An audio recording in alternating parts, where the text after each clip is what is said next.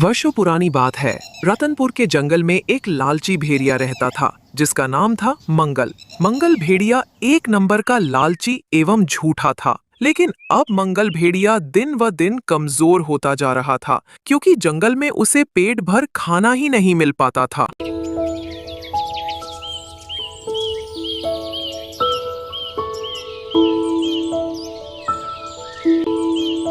एक दिन भेड़िया सुबह सुबह अपने खाने की तलाश में निकल पड़ा और जंगल में इधर से उधर भटकने लगा। काफी देर जंगल में भटकने पर भी भेड़िए को खाने में कुछ नहीं मिला। अब भूख प्यास से परेशान भेड़िया एक पेड़ के नीचे जा बैठा और सोचने लगा। अरे अब तो भूख से मेरा हालत खराब हो रहा है। 2 दिन से खाने को कुछ नहीं मिला है। अगर ऐसा ही चलता रहा तो मेरा तो मृत्यु तय है। लगता है अब मुझे ये जंगल छोड़ अन्य जंगल जाना चाहिए। ये कहकर मंगल भेड़िया अन्य जंगल की ओर निकल पड़ा और जग्गा के इलाके जा पहुंचा, जहां जग्गा अपने जंगल में नियम बना रखा था कि उसके इलाके में कोई भी किसी जानवर का शिकार नहीं कर सकता। ये बात सुन मंगल भेड़िया सोचने लगा। अरे भाई, यहाँ तो महाराज का नियम एकदम टाइट है। मैं तो अपना भूख मिटाने के लिए यहाँ आया था, और यहाँ क्या महाराज के शासन में कोई किसी का शिकार भी नहीं कर सकता। अब क्या होगा? ये कहते हुए मंगल भेड़िया घने जंगल की ओर निकल पड़ा। तभी मंगल देखा कि लोमड़ी और बकरी कुछ बातें कर रहे हैं। अरे लोमड़ी बहन, कहाँ भागे जा रही हो? ऐसा लग रहा है जैसे चांद की चोरी करके भाग रही हो। नहीं नहीं बकरी बहन, ऐसी कोई बात नहीं है।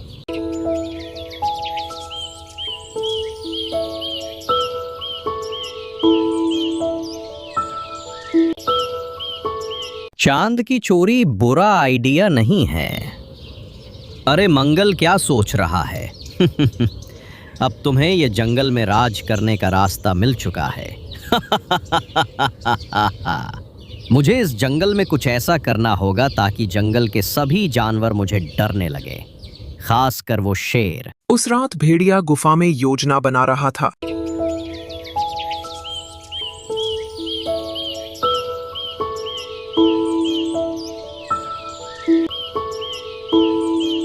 दूसरे दिन मंगल भेड़िया जानवरों के बीच जाता है और कहता है, सुनो मूर्ख प्राणियों, तुम लोगों के बीच एक महाशक्तिशाली एवं तेजस्वी प्राणी रहता है, और वो कोई दूसरा नहीं है, मैं ही हूँ। अरे पागल भेड़िए, तू कोई सस्ता नशा करके आया है क्या?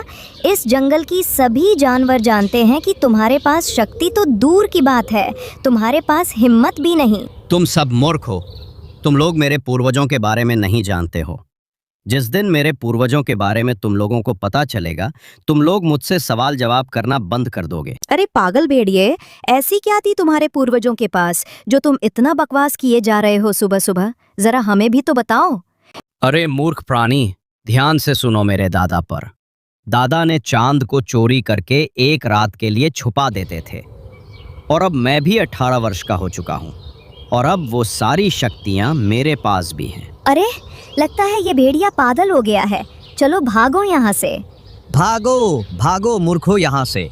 कल मैं चांद की चोरी कर ये साबित कर दूंगा कि मुझ पर भी मेरे पूर्वजों की शक्तियाँ हैं, और मैं कोई मामूली भेड़िया नहीं हूँ। और रात होते ही सभी जानवर आसमान की ओर टकटकी लगाकर देख रहे थे, पर उस दिन चांद निकला ही नहीं। बाप रे, वो भेड़िया तो सच कह रहा था।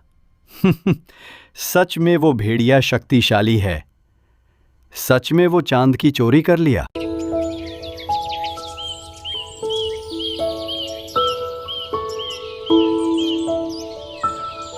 और सुबह होते ही भेड़िया जंगल जाता है और कहता है, अरे मूर्ख प्राणियों, अब तो तुम लोगों को मुझ पर भरोसा हो गया होगा ना कि मैं कोई मामूली भेड़िया नहीं हूं। चांद को चोरी करने वाला भेड़िया हूं, और आज के बाद मैं जो कहूंगा तुम सबको मेरा बात मानना होगा, और मैं इस बेवकूफ शेर का नियम तोड़ रहा हूं।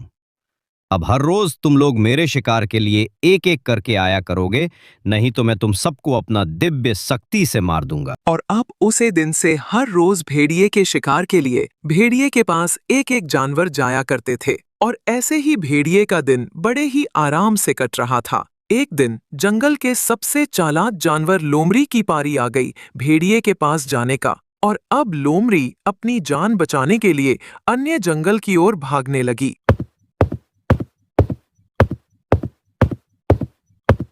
तभी लोमड़ी की मुलाकात हाथी दादा से होता है, जो वे जंगल का सबसे बुजुर्ग था।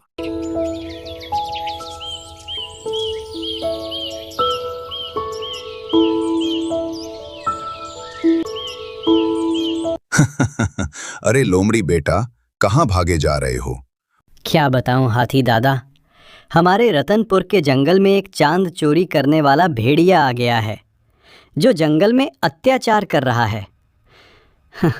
मैं उसी के डर से भाग रहा हूँ। लोमड़ी की बात सुन हाथी हंसते हुए कहता है, अरे मूर्खो, ऐसा कभी नहीं हो सकता और चांद तक कोई पहुंच ही नहीं सकता। अरे हाथी दादा, वो भेड़िया रात को चांद को चोरी करता है और चांद रात को उगता ही नहीं है। अरे बेवकूफ, वह पूर्णिमा की रात होती है और पूर्णिमा की रात को चांद नहीं उगता।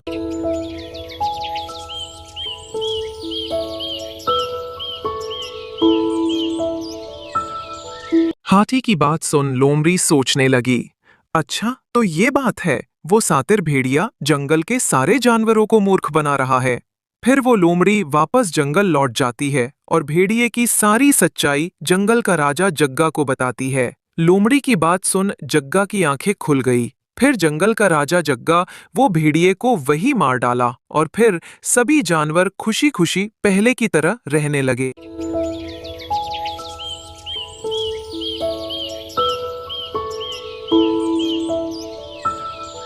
आलसी भालू बहुत समय पहले की बात है। एक घने जंगल में एक भालू रहता था जो एकदम आलसी था। वह हमेशा यही सोचता था कि उसे बैठे बिठाए पेट भर भोजन मिले।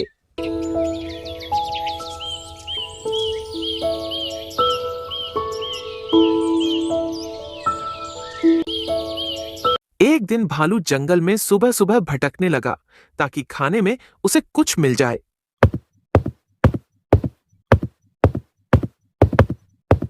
कुछ देर इधर उधर घूमने के बाद भालू एक पेड़ के नीचे जा खड़ा हुआ। तभी भालू की नजर लोमड़ी पर पड़ी, जो बड़े ही आराम से मांस खा रही थी। लोमड़ी को मांस खाता देख भालू सोचने लगा, अरे वाह, ये लोमड़ी बड़े ही आराम से मांस खा रहा है। ये लोमड़ी के पास चलता हूं, अगर मांस का कुछ हिस्सा मुझे दे दे तो आज का काम चल जाएगा। अरे लोमड़ी भाई, मुझे बहुत जोरों का भूख लग रहा है, क्या तुम मुझे मांस का कुछ हिस्सा दोगे क्या? हाँ हाँ भालू भाई, क्यों नहीं, पर तुम्हें इसके लिए मेरा एक काम करना होगा। हाँ लोमड़ी भाई, मैं तुम्हारा काम करने के लिए तैयार हूं।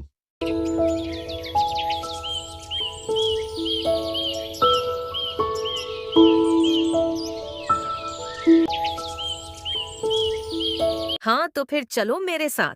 फिर चालाक लोमड़ी भालू को एक घने जंगल की ओर ले गया। भालू भाई, तुम्हें सामने वह खरगोश दिख रहा है, तुम्हें उसे पकड़कर मेरे पास लाना होगा। बस इतनी सी काम, मैं अभी उस खरगोश को पकड़कर तुम्हारे पास लाता हूं। फिर भालू खरगोश की ओर जाता है और खरगोश को दौड़ाने लगा, लेकिन खरगोश एकदम चालाक एवं चतुर्थ था। भालू को अपने ओर आता देख झट से खरगोश एक झाड़ी में जा छिपा।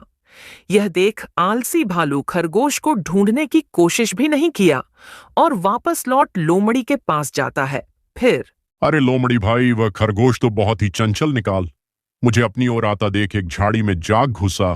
तो क्या तुम उस खरगोश को ढूंढने की कोशिश भी नहीं किया? नहीं लोमड़ी भाई। तो भालू भाई, ऐसे बैठे बिठाए भोजन नहीं मिलता, इसके लिए मेहनत करना पड़ता है। पर ओ, तो तुमसे होगा नहीं।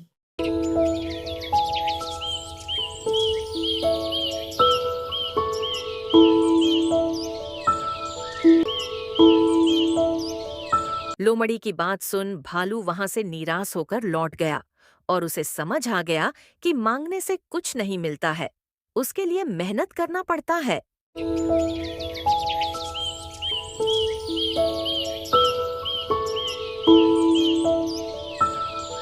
वर्षों पुरानी बात है। एक घने जंगल में एक चालाक एवं लालची लोमड़ी रहती थी। लोमड़ी को जंगल में पेट भर भोजन न मिलने के कारण लोमड़ी दिन व दिन कमजोर होती जा रही थी।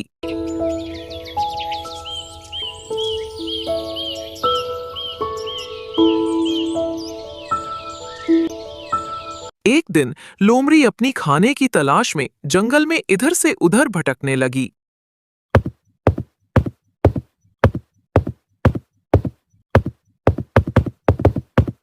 काफी देर जंगल में भटकने के बाद भी लोमड़ी को खाने में कुछ नहीं मिला। भूख प्यास से परेशान लोमड़ी निराश होकर नदी किनारे एक पेड़ के नीचे जा बैठी और सोचने लगी। आज तो पूरी जंगल ही घूम ली, फिर भी खाने में कुछ नहीं मिला। अगर ऐसा ही चलता रहा तो एक दिन मेरी भूख से मृत्यु हो जाएगी। अगर भूख से मरने से बचना है तो कुछ ना कुछ खाने को ढूंढना ही होगा। तभी लोमड़ी की नजर आम के पेड़ पर पड़ी जो नदी की बीचों बीच पर था। आम की फल देख लोमड़ी के मुंह पर पानी आ गई और लोमड़ी आम का फल देख सोचने लगी।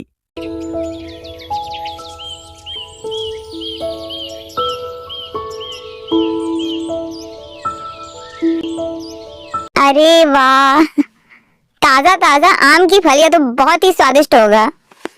लगता है आज मेरा भूख मिट जाएगा। तो इसे मैं खाऊंगी कैसे? मुझे तो ये आम का फल खाने के लिए किसी की मदद लेनी पड़ेगी। पर किससे मदद मांगू?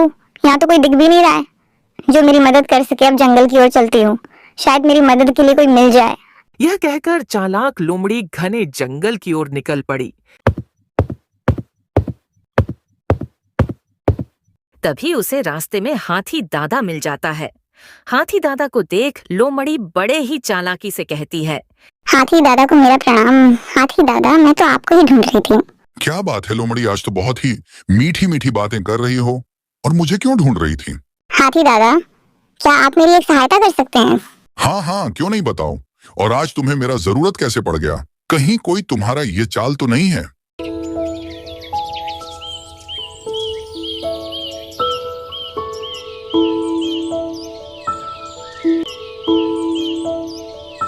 नहीं हाथी दादा, ऐसी कोई बात नहीं है। ओ क्या है ना हाथी दादा, मैं एक नदी के बीच में बहुत ही मीठे एवं स्वादिष्ट आम का फल देखी हूँ। तो आप मेरे साथ उसे नदी में चलते में मैं आपकी पीठ पर बैठकर फल तोड़ लेती। थोड़ी सी फल मैं भी खा लेती और आप भी मीठे फल का आनंद ले लेते। इससे मेरा भी भूख मिट जाता और आपका भी फायदा हो जाता। तुम कह तो ठीक ही रही हो लोमड़ी, पर तुम्हें ध्यान रहे, अगर तू मेरे साथ चालाकी करने की कोशिश की तो इसका अंजाम बहुत ही बुरा होगा और तुम्हें यह चालाकी बहुत ही महंगा पड़ सकता है। नहीं हाथी दादा, ऐसी कोई बात नहीं है। मैं भला आपके साथ कोई चालाकी कैसे कर सकती हूँ?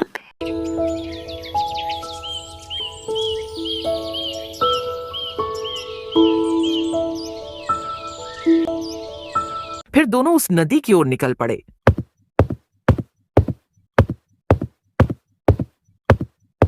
और दोनों नदी किनारे जा पहुंचे और दोनों नदी के अंदर चल पड़े और चालाक लोमड़ी हाथी के पीठ पर बैठ बड़े ही मजे से आम का फल खाने लगी और चालाक लोमड़ी धीरे धीरे एक एक करके सारे आम की फल खा गई। यह देख हाथी को लोमड़ी पर बहुत ही गुस्सा आया। फिर हाथी लोमड़ी को उस नदी में गिरा दिया और हाथी नदी किनारे आ खड़ा हो गया और चालाक लोमड़ी अपनी चालाकी के कारण उसी नदी में डूबकर मर गई।